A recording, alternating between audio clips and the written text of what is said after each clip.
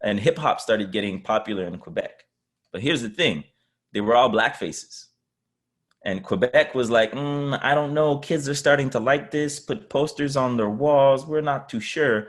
And then the moment that those black voices started speaking about the issues that were happening in Montreal, it got cut.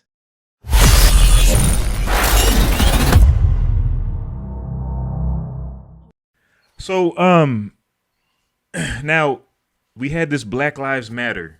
I don't. Maybe we're still in it, but I think somehow it's become not the fad anymore.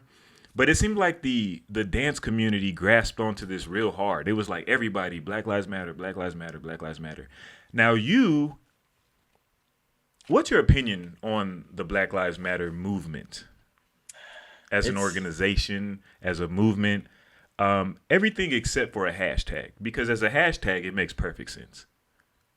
That's never the controversy. When people either fall on either side of the fence, it's because when they look at the actual organization. So, what's your opinion on the organization?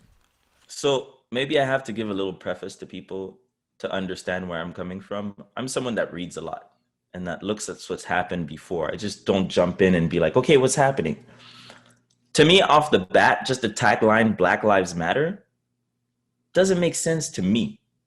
Why do I have to tell people that my life matters? To who am I saying this?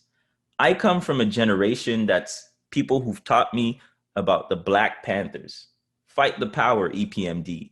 So for me, it's kind of like meh within the statement, but I understand. That's the first thing. The second thing, as an organization, I'm totally against it for three Oh, reasons. For three reasons. okay. One, who's at the head of it? Mm. Two, what's their manifesto?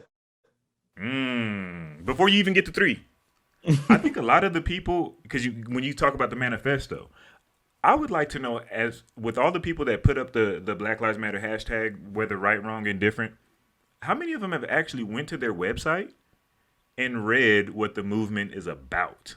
Hmm. But anyway, back to you, sir. So, one, who's at the head? Two, what's the manifesto? Three, I don't see anything coming out of it from that particular organization Wait, you mean all the tens of millions of dollars that they raised? that they put in their pockets, that they donated to the Democrats, she just recently bought a 1.4 million house somewhere in California.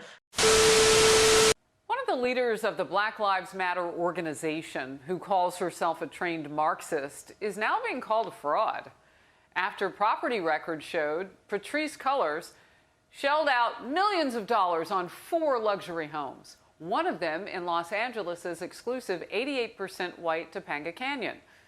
This, as the Associated Press reports, Black Lives Matter took in some $90 million in donations last year. Now remember, this is the organization. The movement with people in the streets, they're not getting rained down on by cash. Now other people in the organization want an investigation into the group's finances. The head of the New York chapter of BLM.org also wants a close look at Cullors' personal finances, saying a self-professed socialist should ask how much of their own money is going to charitable causes. Oh, this is interesting, Pete Hegseth. You know what? She's actually a very well-trained Marxist. It's because she's a member of the bourgeoisie. She controls the means of production. It's the proletariat, the masses that get to enjoy the fruits of Marxism. Like all those local chapters of Black Lives Matter that are having to do GoFundMe pages because they've never seen any of the money from the central machine, which is raised up to $90 million and growing. In this all-white neighborhood, and you're the leader of a black movement. So this is the thing, is that like what's happening right now, and a lot of people have their eyes closed to it, is that companies are capitalizing on Black Lives Matter. When it comes to politics, they are weaponizing Black Lives Matter to push their agenda. But at the end of the day, nothing changes for people in the hood. Whether it be in the US, whether it be in Canada, ain't nothing changed. This was nice theater, a lot of clapping, a lot of donating money to God knows what. Come on, PM. It can't be that bad now. You gotta be And capping, man. Because remember, and this I teach in the hood, and there's been big changes. And I'm gonna list them off the changes that have happened in the hood in Phoenix. We built houses Mm-hmm. that the current community cannot afford. That's a change, right? I think people call it gentrification, but I don't know. But it's a change.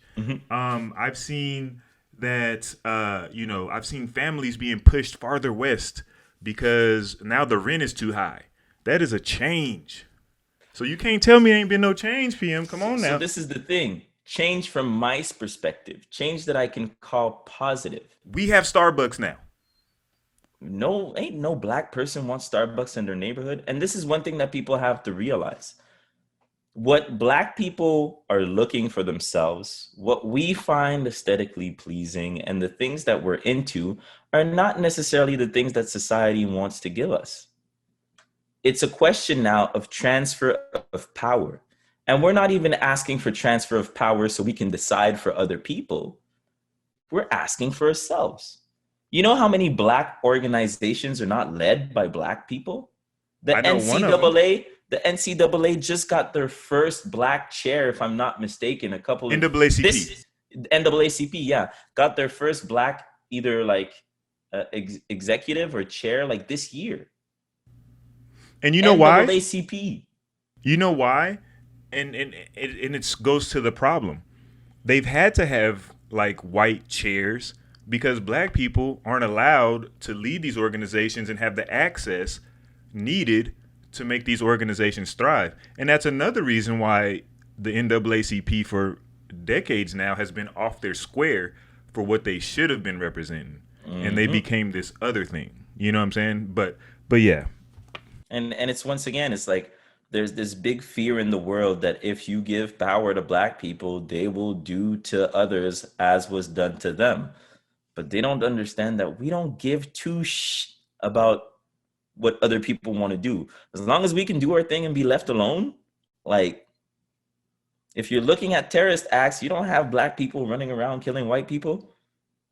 You don't have black people running around calling the cops on white people. Like, fam, we're out here doing us. And obviously it bothers people. Right. And I'm sorry, but you cannot compare that to the African American experience.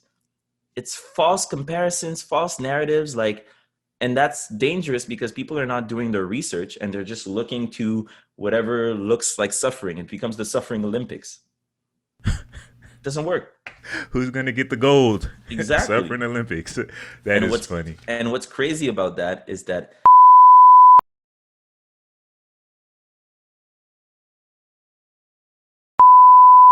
for more quality content from Beyond the Cypher with Illskillz, don't forget to press the like and subscribe buttons. Let us know how we're doing down in the comment section. And to make sure that you don't miss anything from the channel, smash that notification bell. We appreciate the love and support. Peace until the next episode.